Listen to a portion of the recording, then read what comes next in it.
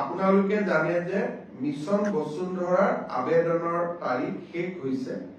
আমি এটা প্ৰায় 5 লাখ আবেদন ইতিমধ্যে আমালৈকে আহিছে। আমি এটা নতুন সিদ্ধান্ত লৈছো যে নামঘৰ বা মন্দিৰ যদি কিবা কাৰণত পোৰ্টেলত আবেদন কৰিব পৰা নাই, তেওঁলোকে যদি মেনুৱেলতো আবেদন কৰে তেতিয়াহলেও তাক গ্ৰহণ কৰা হ'ব। আৰু মেনুৱেলত আবেদন দিয়াৰ সময় আমি এই মাহৰ 30 তাৰিখলৈকে আমি বঢ়াই দিছো।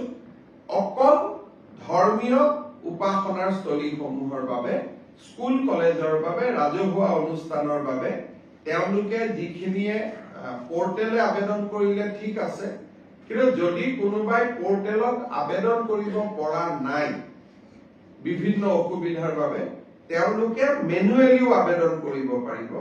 আৰু এইটো ব্যক্তিৰ ক্ষেত্ৰত প্ৰযোজ্য নহব।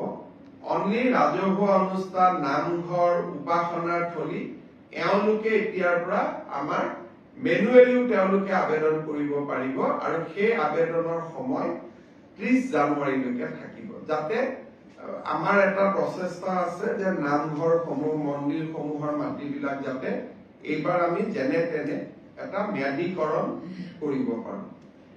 আজি